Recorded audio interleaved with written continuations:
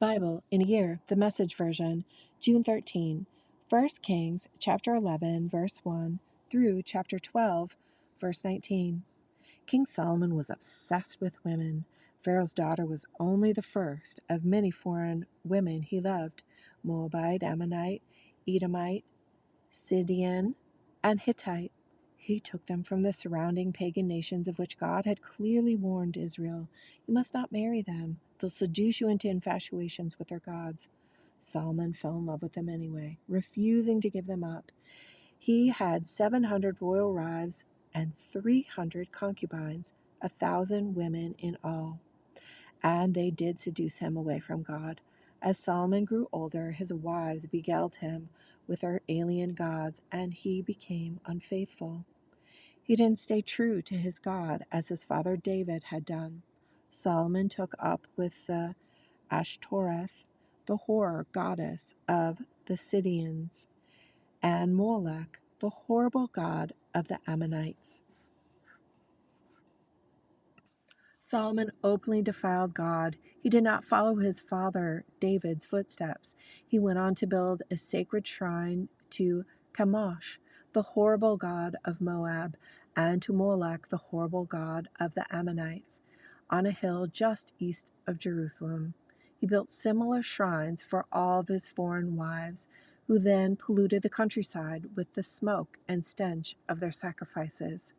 God was furious with Solomon for abandoning the God of Israel, the God who had twice appeared to him and had so clearly commanded him not to fool around with other gods. Solomon faithlessly disobeyed God's orders. God said to Solomon, "Since this is the way it is with you, that you have no intention of keeping faith with me and doing what I have commanded, I'm going to rip the kingdom from you and hand it over to someone else. But out of respect for your father David, I won't do it in your lifetime. It's your son who will pay. I'll rip it right out of his grasp.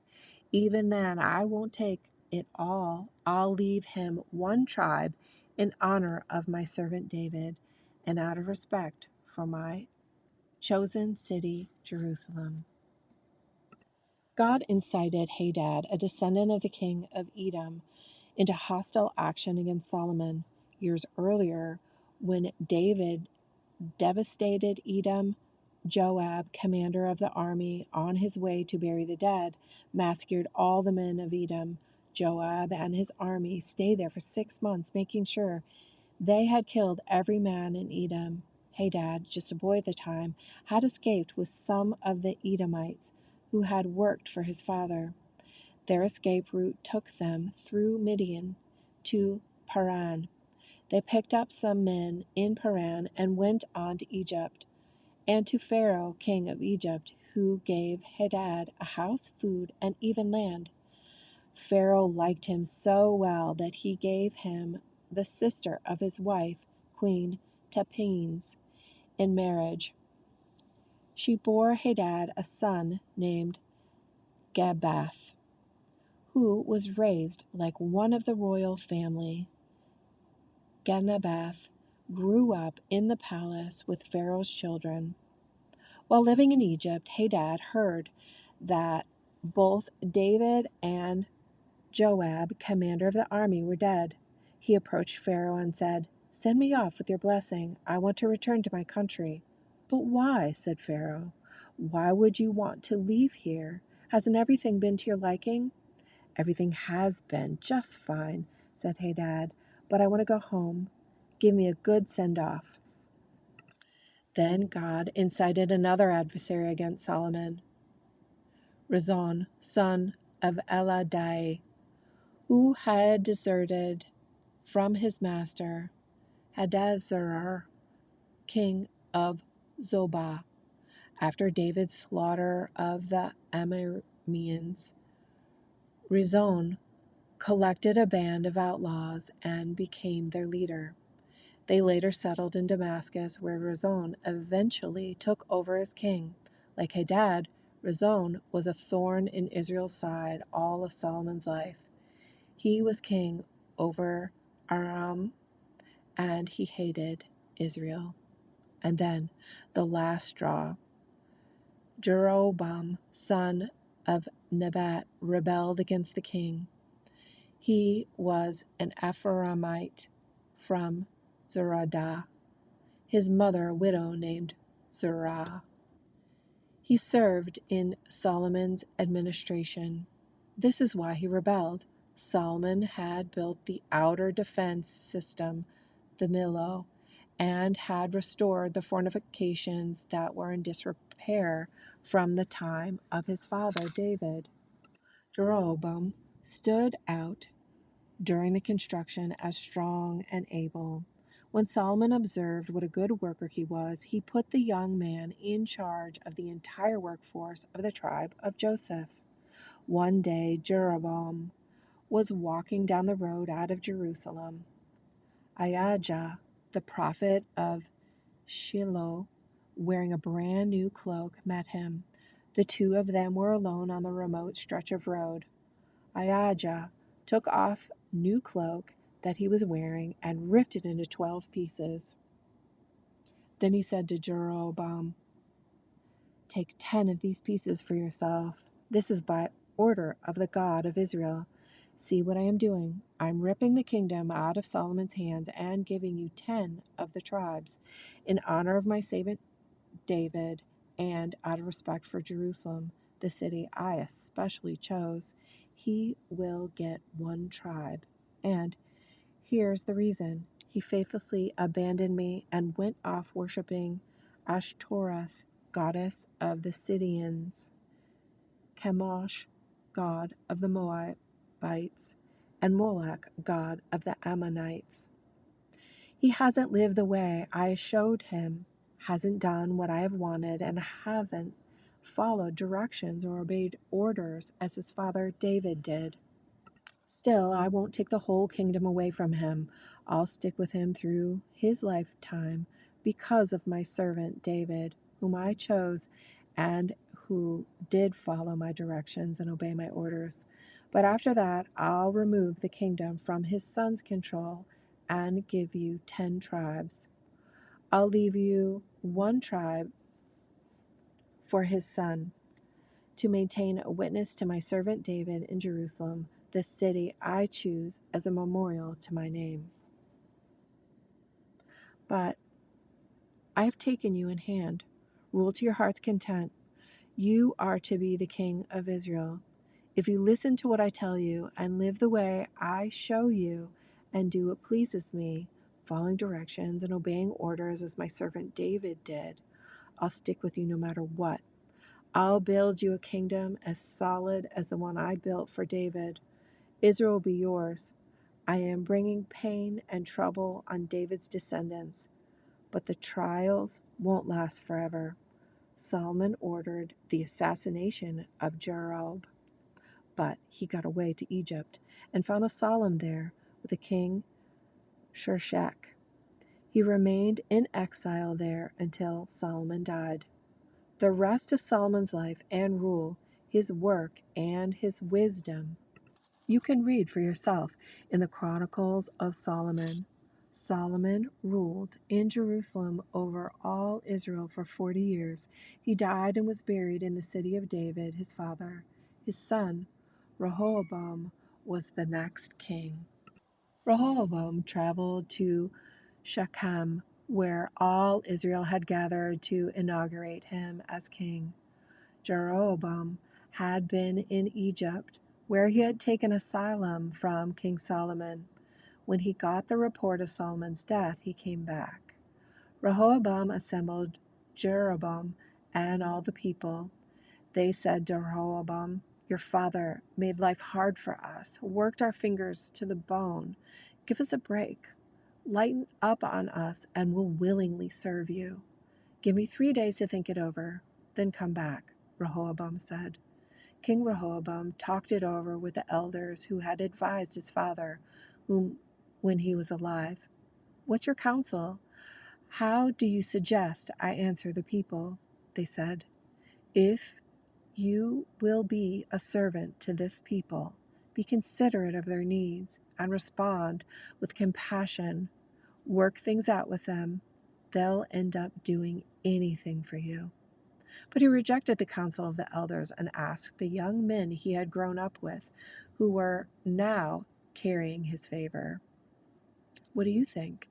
What should I say to these people who are saying, 'Give us a break from your father's harsh ways. Lighten up on us'?" The young Turks he had grown up with said, "These people who complain, 'Your father was too hard on us, lighten up.'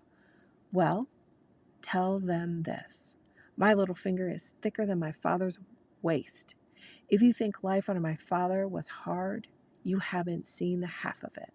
My father thrashed you with whips. I'll beat you bloody with chains." 3 days later, Jeroboam and the people showed up, just as Rehoboam had directed when he said, "Give me 3 days and I'll think it over, then come back." The king's answer was harsh and rude. He spurned the counsel of the elders and went with the advice of the younger set. "If you think life under my father was hard, you haven't seen the half of it. My father thrashed you with whips. I'll beat you bloody with chains." Rehoboam turned a deaf ear to the people. God was behind all of this, confirming the message that he had given to Jeroboam, son of Nebat, through Ahijah of Shiloh. When all Israel realized that the king hadn't listened to a word they said, they stood up to him and said, "Get lost, David. We've had it with you, son of Jesse. Let's get out of here, Israel, and fast. From now on, David, mind your own business." And with that, they left. But Rehoboam continued to rule those who lived in the towns of Judah.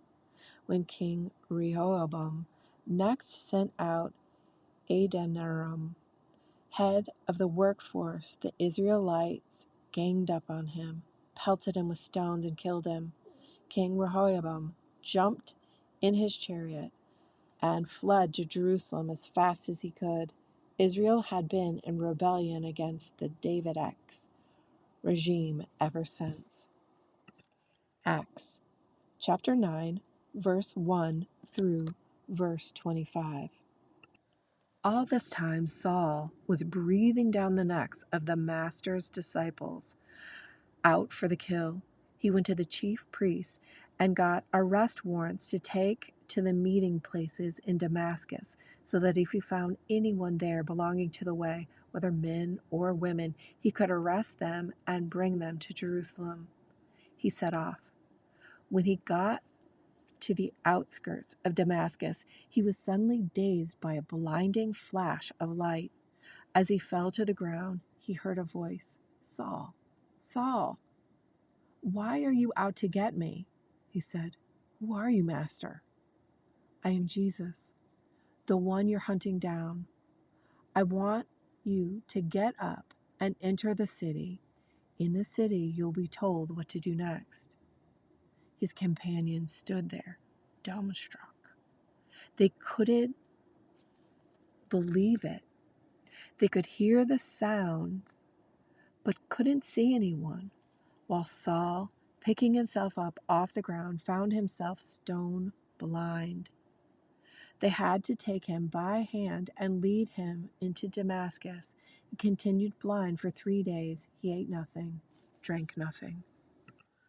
There was a disciple in Damascus by the name of Ananias.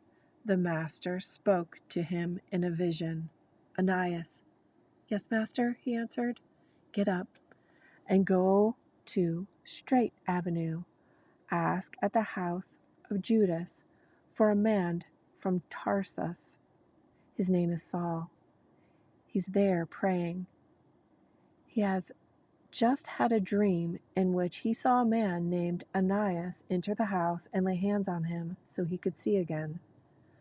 Ananias protested, "Master, you can't be serious. Everybody's talking about this man and the terrible things he's been doing.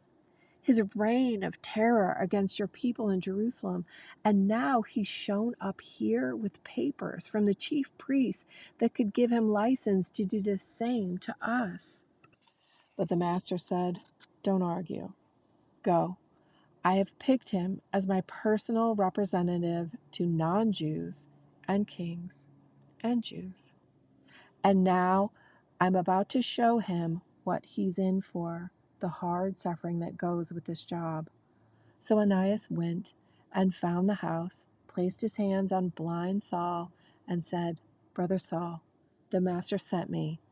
The name Jesus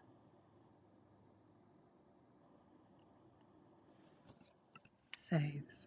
The same Jesus you saw on your way here, he sent me so that you could see again and be filled with the Holy Spirit. No sooner were the words out of his mouth than something like scales fell from Saul's eyes. He could see again. He got to his feet, was baptized, and sat down with them to a hearty meal. Saul spent a few days getting acquainted with the Damascus disciples, but then went right to work, wasting no time, preaching in the meeting places that this Jesus was the Son of God. They were caught off guard by this, and not all sure they could trust him. They kept saying, Isn't this the man who wreaked havoc in Jerusalem among the believers? And didn't he come here to do the same thing, arrest us, and drag us off to jail in Jerusalem for sentencing by the high priest? But their suspicions didn't slow Saul down for even a minute. His momentum was up now, and he plowed straight into opposition, disarming the Damascus Jews and trying to show them that this Jesus was the Messiah. After this had gone on quite a long time, some Jews conspired to kill him, but Saul got wind of it. They were watching the city gates around the clock so they could kill him. Then, one night, the disciples engineered his escape by lowering him over the wall in a basket. Psalm chapter 131, verse 1 through verse 3. A pilgrim song. God, I'm not trying to rule the roost. I don't want to be king of the mountain. I haven't meddled where I have no business or fantasized grandiose plans. I've kept my feet on the ground. I've cultivated a quiet heart, like a baby content in its mother's arms. My soul is as a baby content. Wait, Israel, for God. Wait with hope. Hope now, hope always. Proverbs 17, verse 4 through verse 5. Evil people relish malicious conversation. The ears of liars itch for dirty gossip. Whoever mocks poor people insults their Creator. Gloating over misfortune is a punishable crime. This was a daily reading of the Message version of the Bible, read to you by Bible in a Year.